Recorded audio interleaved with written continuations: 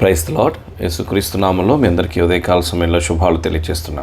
ప్రియ సహోదరి సహోదరులారా, ఈ దినం మన కొరకు ఏర్పాటు చేయబడిన వాక్య ధ్యానం సామెతలు 19వ అధ్యాయం 16వ వచనం. ఆజ్ఞను గైకొనివాడు తన్ను కాపాడుకునివాడు, తన ప్రవర్తన విషయమై అజాగ్రత్తగా ఉండేవాడు చచ్చును. దేవుడి మాటలు మన వెనుకలో దీవించునుగాక. ప్రియ సహోదరి సహోదరులారా, జ్ఞాని అయిన సొలొమోను మనతో మాట్లాడుతున్నటువంటి మాటలు పరిశుద్ధాత్మ యొక్క ప్రేరేపణ ద్వారా నిజంగా మనము దేవుని యొక్క ఆజ్ఞలను పాటిస్తే మన ప్రాణాన్ని కాపాడుకుంటాం. దేవుని యొక్క ఆజ్ఞలు పాటించేవాడు మరి జ్ఞానవంతుడు అవుతాడు. కాబట్టి ఆజ్ఞలు గైకొన్నవాడు తను తాను కాపాడుకున్నాం. ప్రియమైన వల్ల దేవుని ఆజ్ఞలు మనం పాటిస్తూ, దేవుని ఆజ్ఞలు మనము వెంబడిస్తూ, దేవుని ఆజ్ఞల ప్రకారం మనం జీవిస్తున్నామా? ఉదయకాల సమయంలో మనం జ్ఞాపకం చేసుకుంటే దేవుని ఆజ్ఞల ప్రకారం మనం జీవించడం మనం మొదలు పెట్టాలి. దేవుని యొక్క ఆజ్ఞలను అంగీకరించడం మనం మొదలు పెట్టాలి. దేవుని యొక్క ఆజ్ఞల ప్రకారం మనం నడుచుకోవడం మనం నేర్చుకోవాలి. కాబట్టి చాలాసార్లు మనం ఆజ్ఞలను అతిక్రమించి నడుస్తూ ఉంటాం. బైబిల్లో రాయబడిన మాట మనందరికీ బాగా సుపరిచితమైన మాట, ఆజ్ఞాతిక్రమమే పాపం. ప్రియమైన వాళ్ళరా, ఉదయకాల సమయంలో దేవుని ఆజ్ఞలు మనం ఖచ్చితంగా పాటిస్తున్నామా?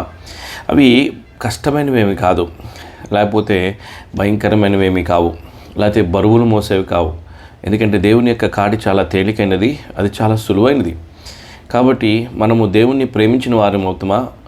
దేవుని ప్రేమించే వారుగా ఉంటే ఖచ్చితంగా మనము దేవుని యొక్క ఆజ్ఞలను పాటించగలుగుతాం. అవి మనకు చాలా తేలిగ్గా, చాలా సంతోషకరంగా, చాలా ఆనందదాయకంగా ఉంటాయి. కానీ చాలాసార్లు మరి దేవుని ఆజ్ఞలు పాటించలేకపోతున్నావు, అది నీకు కష్టతరంగా మారుతుందంటే దేవుని ప్రేమించట్లేదు. నువ్వు ఈ లోకంలో దేన్నో ప్రేమిస్తున్నావు, ఈ లోకంలో దేన్నో నువ్వు ఆశిస్తున్నావు అని అర్థం. దేవుని ఆజ్ఞలు నీకు భారంగా మారినాయి అంటే నువ్వు దేవుడు కాకుండా ఇంకా దేన్నో నీ హృదయంలో ఆశిస్తున్నావు అని అర్థం. అది ధనమైనా కావచ్చు, స్త్రీ వ్యామోహమైనా కావచ్చు, పురుష వ్యామోహమైనా కావచ్చు, ఆస్తి అయినా కావచ్చు, ఉద్యోగమైనా కావచ్చు, వ్యాపారమైనా కావచ్చు, లేకపోతే ఈ లోకంలో ఉన్న సుఖభోగాలైనా కావచ్చు, ఏవైనా సరే నీవు మరి దేవుని యొక్క ఆజ్ఞలు పాటించడం కష్టంగా నీకు అవుతుంది అంటే, కష్టపడాల్సి వస్తుంది అంటే ఖచ్చితంగా దాని అర్థం ఏంటంటే నీవు దేవుని కంటే ఎక్కువగా దేన్ని ఆశిస్తున్నావు అని అర్థం. కాబట్టి ఉదయకాల సమయంలో దేవుని ఆజ్ఞలు పాటిస్తే నువ్వు కాపాడుకుంటావు. ఒకవేళ కనుక నీ ప్రవర్తన విషయంలో నువ్వు అజాగ్రత్తగా ఉంటే, దేవుని ఆజ్ఞలు పాటిస్తున్నావు లేదో చూసుకోకుండా నీ ప్రవర్తన నీ ఇష్టానుసారంగా ఉంటే నువ్వు నష్టపోతావు. అక్కడ రాయబడిన మాట కొంచెం కఠినంగా రాయబడుతూ వచ్చింది. నిజంగానే తన ప్రవర్తన విషయమే అజాగ్రత్తగా ఉండేవాడు చచ్చును. ఇది వాస్తవం కాబట్టి కఠినంగానే మాట్లాడుతూ వచ్చారు, సూటిగానే మాట్లాడుతూ వచ్చారు. నీ ప్రవర్తన విషయంలో నువ్వు జాగ్రత్తగా లేకపోతే చనిపోతావు. కాబట్టి నువ్వు దేవుని యొక్క ఉపదేశాన్ని, దేవుని యొక్క ఆజ్ఞలను నువ్వు శ్రద్ధగా వినాలి, శ్రద్ధగా వాటిని అంగీకరించాలి, శ్రద్ధగా వాటిని పాటించాలి. చాలాసార్లు మన జీవితంలో దేవుని యొక్క ఆజ్ఞల గురించినటువంటి శ్రద్ధ, ఆసక్తి మనకు ఉండదు. అజాగ్రత్త మరి అనేక రకాలుగా మనము దేవుని యొక్క ఆజ్ఞలను విడిచిపెడుతూ ఉంటాం, లేకపోతే వినడానికి ఇష్టపడుతూ ఉంటాం, దేవుని వాక్యానికి లోబడడానికి ఇష్టపడుతూ ఉంటాం. ఈ ఉదయకాల సమయంలో ఖచ్చితంగా నీ జీవితంలో దేవుని ఆజ్ఞలు పాటించడానికి ఒక తీర్మానం చేసుకో. దేవుని ఆజ్ఞల ప్రకారం నడుచుకోవడం ఒక తీర్మానం చేసుకో. ఈ లోకంలో దైవికమైన జ్ఞానం మనకు కావాలంటే ఏం చేయాలి? ఇక్కడ రాయబడుతూ వచ్చిన మాట ఎంత చక్కగా ఉంది. 20వ వచనంలో, నీవు ముందుకు జ్ఞాని ఒకటికై ఆలోచన విని ఉపదేశం అంగీకరించుము.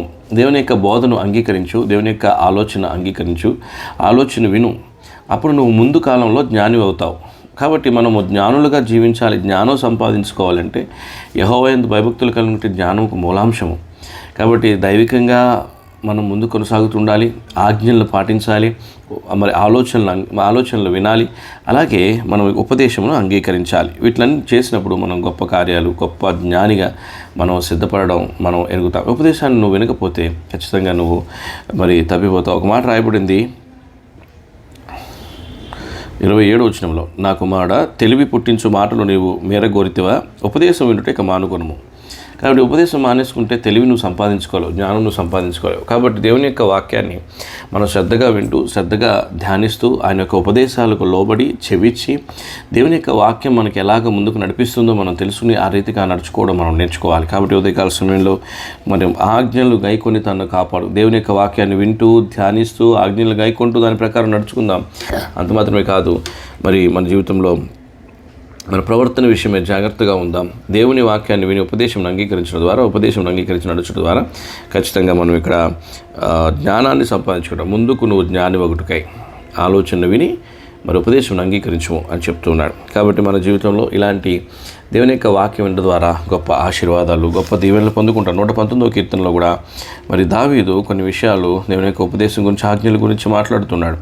119వ కీర్తన ఇక్కడ 99వ వచనంలో ఒక మాట చెప్తారు, నీ శాసనములు నేను ధ్యానించుతున్నాను కావున నా బోధకులందరికంటే నాకు విశేష జ్ఞానం కలదు. కాబట్టి దేవుని శాసనాలు, ఆజ్ఞలు మరి ధ్యానించి వారి ప్రకారం నడుచుకుంటున్నాడు కనుక బోధకులందరికంటే కూడా విశేష జ్ఞానం ఉంది. అంత మాత్రమే కాదు, నీ ఉపదేశం నేను లక్ష్యం చేయించున్నాను కావున వృద్ధులందరికంటే నాకు విశేష జ్ఞానం కలదు. కాబట్టి దావీదు తన జీవితంలో ఆత్మ సంబంధమైన జ్ఞానాన్ని ఎలా సంపాదించుకున్నాడు, ఎలా నడుచుకున్నాడు, ఎలా ఆత్మ సంబంధమైన జ్ఞానాన్ని క్రోడీకరించుకున్నాడంటే వాక్యాన్ని లక్ష్యం చేయటం వల్ల, ఉపదేశం లక్ష్యం చేయటం వల్ల, ఆయన యొక్క శాసనాలను లక్ష్యం చేయటం వల్ల, ఆజ్ఞలు గైకొనడం వల్ల తను జ్ఞాని అయ్యాడు. కాబట్టి ఉదయకాల సమయంలో దేవుని యొక్క వాక్యాన్ని ధ్యానిస్తూ వాటి ప్రకారం నడుచుకుంటూ దైవికమైన జ్ఞానాన్ని పొందుకుందాం. దేవుడు మనందరినీ అలాగ సిద్ధపరచునుగాక.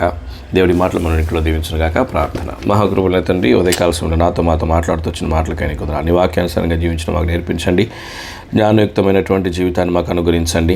మా ప్రభా తండ్రి, మరి నీ ఆజ్ఞలు పాటించి మమ్మల్ని మేము కాపాడుకునేలాగున మమ్మల్ని సిద్ధపరిచి నీ కృప చూపించమని వింటున్న ప్రతి ఒక్కరిని జ్ఞాపకం చేసుకుని దినం వారు చేసే పనుల్లో విజయం అనుగ్రహించండి.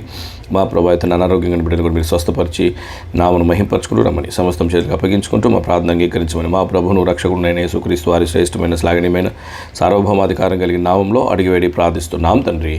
ఆమేన్. Praise Lord. దేవుడు మిమ్మల్ని దీవించునుగాక.